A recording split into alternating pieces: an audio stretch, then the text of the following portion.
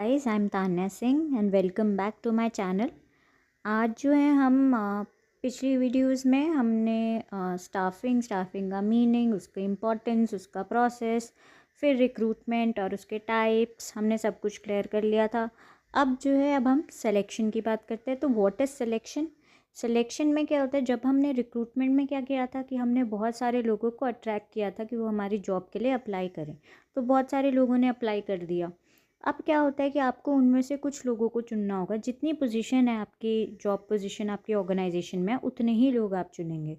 ठीक है, तो it is the process of identifying and choosing the best person out of the prospective candidates for the job. और जैसे कि मैंने पहले भी कहा है कि ये एक नेगेटिव प्रोसेस होता है, क्योंकि इसमें एम्प्लॉयज़ को निकाला जाता है, सॉरी नॉट एम्प्लॉयज़, इसमें कैंडिडेट्स को निकाला जाता है और बेस्ट कैंडिडेट को चुना जाता है। ठीक है, तो यहाँ पे कैंडिडेट्स को हटाया जा रहा था और वहाँ पे कैंडिडेट्स को बुलाया जा रहा था। वहाँ पे ज़्यादा लोग आ रहे थे, यहाँ पे कम लोग हो जाते हैं, इसलिए ये नेगेटिव होता है और रिक्रूटमेंट पॉजिटिव होता है। ठीक है, तो इसका जो मेन बहुत इम्पॉर्टेंट है जो पार्ट है वो है इसका प्रोसेस। ये बहुत इम्पॉर्टेंट है। ठीक है, ओके। तो पहला क्या होता है? प्रीलिमिनरी स्क्रीनिंग, फिर होता है सिलेक्शन टेस्ट एंड इंटरव्यू, फिर रेफरेंस एंड बैकग्राउंड चेक, फिर सिलेक्शन डिसीजन, फिर मेडिकल एग्ज़ाम, फिर job offer and contract of employment. ठीक है, कोई डिफ़िकल्ट नहीं है, इसको थोड़ा सा बिल्कुल कॉन्सेप्ट की तरह समझो।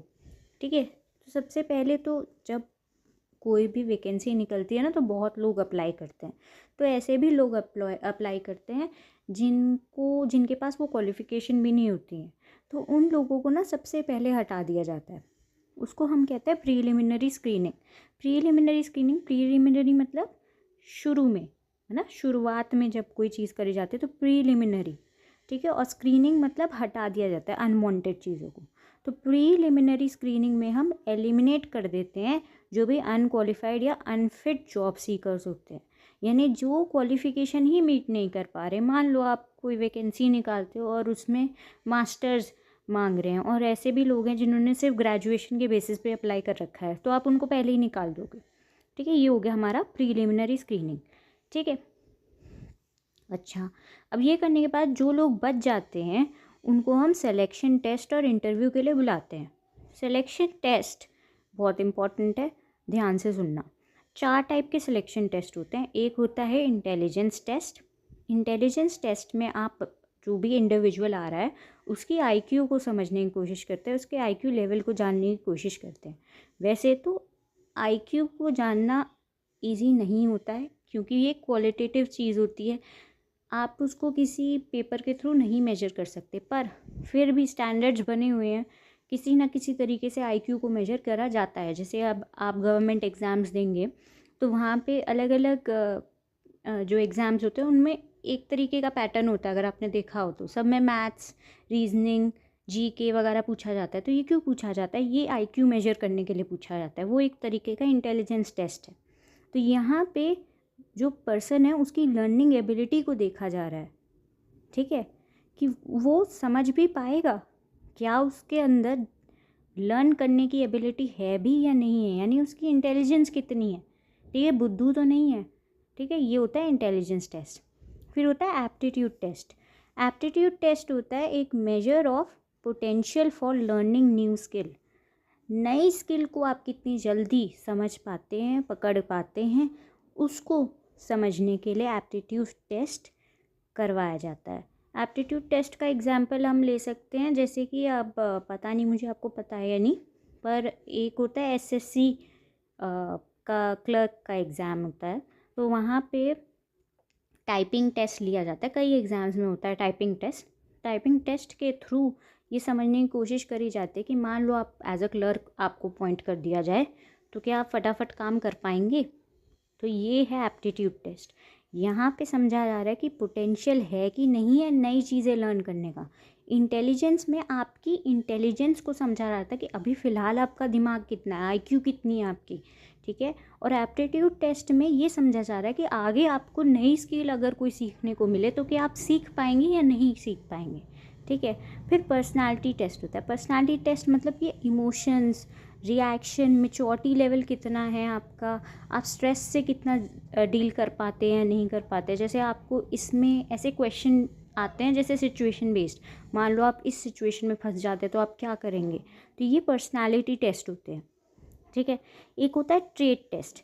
ट्रेट टेस्ट मेजर करता है आपकी एग्जिस्टिंग स्किल्स, यानी अभी फ़िलहाल आपके पास कितनी स्किल्स है। तो मान लो कि आपके कंप्यूटर का टेस्ट होता है, तो वो कंप्यूटर का टेस्ट क्यों करा जाता है, ये समझने के लिए कि आपको कंप्यूटर की कितनी नॉलेज है, ठीक है। वो ट्रेट टेस्ट होता है। जब आप एग्जिस्टिंग स्किल्स जो है पर्सन की वो मेजर करते हैं, उसकी नॉलेज को मेजर करते हैं, तो वो ट्रेट टेस्ट होता है, ठीक है। जो लोग ये चारों टेस्ट क्लियर कर लेते हैं, ठीक है, उनको इंटरव्यू के लिए बुलाया जाता है।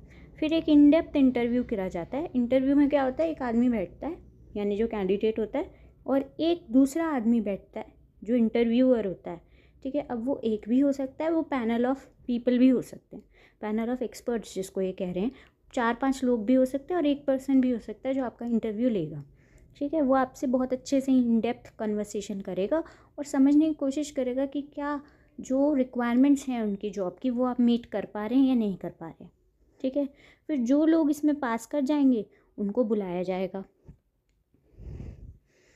पर बुलाने से पहले उनका रेफरेंस और बैकग्राउंड चेक होता है। ये क्यों होता है, क्योंकि ऐसा हो सकता है कि जो एप्लीकेंट है, अब मान लो अंडर कवर स्पाई निकला तो, है ना, ऐसा हो सकता है ना कि भाई दूसरे देश से आया हुआ कोई स्पाई हो, है ना। तो यहाँ पे रेफरेंस एंड बैकग्राउंड चेक क्यों किया जाता है, ये समझने के लिए कि जिस आदमी को हम एम्प्लॉय कर रहे हैं उसका बैकग्राउंड ठीक है या नहीं है, क्या कोई क्रिमिनल रिकॉर्ड तो नहीं है, कोई गलत बंदा तो नहीं है वो, ठीक है। जो रेफरेंस होता है ना, वो होता है कि कुछ लोगों का नाम आप लिख देते हैं वहाँ पे जो आपको जानते होते हैं। जैसे मान लो आपने प्रोफेसर का नाम लिख दिया या अपनी टीचर्स का नाम लिख दिया, तो ये लोग गारंटी दे देते हैं, ये लोग बोल देते हैं कि आप अच्छे हैं, आपको रख लिया जाए, कोई दिक्कत नहीं आएगी, ठीक है। ये होता है रेफरेंस एंड बैकग्राउंड टेस्ट।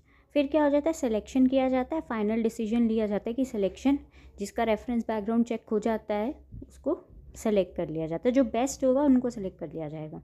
फिर आपका मेडिकल एग्ज़ाम होगा।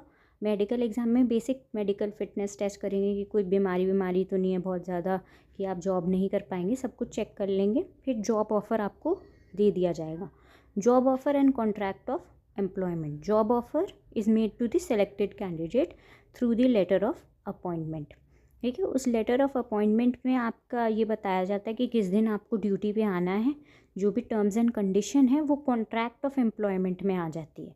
कॉन्ट्रैक्ट ऑफ एम्प्लॉयमेंट में आपका साथ कंपनी का एक कॉन्ट्रैक्ट हो रहा है, उसमें वो लिखा जाएगा कि कितनी आपको सैलरी मिलेंगी, आपकी क्या टाइटल होगा, रिस्पॉन्सिबिलिटी क्या होंगी, वर्किंग आवर्स क्या होंगे, सब कुछ मेंशन करा जाएगा, ठीक है। तो उसको हम कहते हैं कॉन्ट्रैक्ट ऑफ एम्प्लॉयमेंट, ओके। तो यही इसका लास्ट स्टेप था, ठीक है। अब इसके बाद आ जाता है ट्रेनिंग एंड डेवलपमेंट। ये हम नेक्स्ट वीडियो में करेंगे, इसको शॉर्ट रखते हैं। इसके बाद हम ना तो 2-4 क्वेश्चन प्रैक्टिस कर लेते हैं, ठीक है। तो 1 मिनट रुको, ठीक है। अब इधर देखो, When Jaskaran Singh applied for the post of computer teacher in a school in Bhubaneswar, he was asked to prepare a PowerPoint presentation on a particular topic during selection procedure. Identify the type of selection test being mentioned in the above lines. इसमें क्या है, उसकी existing skills को major करा जा रहा है कि भाई है भी उसके अंदर पावर पॉइंट बनाना आता भी है या नहीं आता। तो एग्जिस्टिंग स्किल्स हम किस टेस्ट में देखते थे, ट्रेट टेस्ट में देखते थे, ठीक है। नेक्स्ट ये क्वेश्चन क्या है, स्टाफिंग का प्रोसेस हमने पढ़ा था ना शुरुआत में फर्स्ट क्लास में, आप ये खुद अटेम्प्ट करेंगे, ठीक है। सबसे पहले क्या होना चाहिए वैसे, estimating the man power requirement. अब आप बताइएगा बी है या डी है कमेंट सेक्शन में, ओके ओके। नेक्स्ट अब आ जाता है 8th question, are you dash are use to know the patterns of interest और इन्वॉल्वमेंट ऑफ अ पर्सन। अच्छा ये नहीं था वहाँ पे। तो इंटरेस्ट टेस्ट क्या होता है, इंटरेस्ट समझने की कोशिश करी जाती है कि भाई किस में इंटरेस्ट है उसका।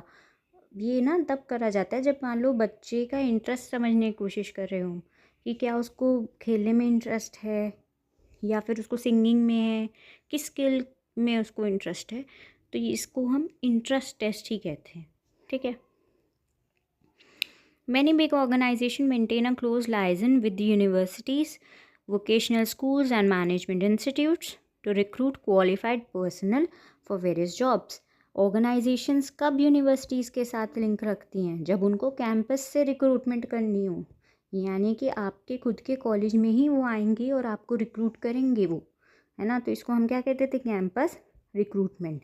नेक्स्ट देखो, a very useful source of recruitment for hiring casual और बादली workers to whom compensation is provided on a daily basis. Casual workers, casual किससे करते थे भाई, डायरेक्ट रिक्रूटमेंट से। कैजुअल यानी डायरेक्ट, कीवर्ड्स को याद रख लो, ठीक है। Next, under this method of recruitment an organization maintains a database of unsolicited applicants in their office. Unsolicited applicants मतलब जिन एप्लीकेशंस को उन्होंने रिसीव तो कर लिया पर उनका जवाब नहीं दिया, तो ऑन एंड ऑफ उनको आती रहती है ना एप्लीकेंट्स की इंफॉर्मेशन और बायोडाटा, वो उसको रख लेते हैं। फिर जब वैकेंसी आती है तो वो उनको क्या करते हैं, उसी को यूज़ करके उनको एम्प्लॉय कर लेते हैं। तो इसको क्या कहते थे, कैजुअल कॉलर्स। नेक्स्ट, ये आप खुद करेंगे, ठीक है, 12th वाला। It refers to the horizontal movement of employees along with organisational structure. Horizontal जब सब कुछ सेम रहता है, आपके पैसे सेम रहते हैं, आपकी ड्यूटी रिस्पॉन्सिबिलिटी सब सेम रहती है, बस डिपार्टमेंट बदल जाता है, तो वो क्या होता था, ट्रांसफ़र। और वर्टिकल मूवमेंट में क्या होता था, आपका सब कुछ हायर हो जाता है, यानी पैसे भी हायर, ड्यूटीज़ भी हायर, रिस्पॉन्सिबिलिटी भी हायर, वो क्या होता था, प्रमोशन, वर्टिकल मूवमेंट।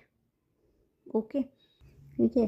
एक ये है कि dash is the process of introducing the selected employees to other employees and familiarizing him with the rules and policies of the organization। ये क्या होता है, ये होता है ओरिएंटेशन। ओके, तो होपफुली आपको समझ आया होगा। अब इसके बाद हम ट्रेनिंग डिस्कस करेंगे। अगर आपको मेरी वीडियो अच्छी लगी हो तो please like and do subscribe my channel. Thank you.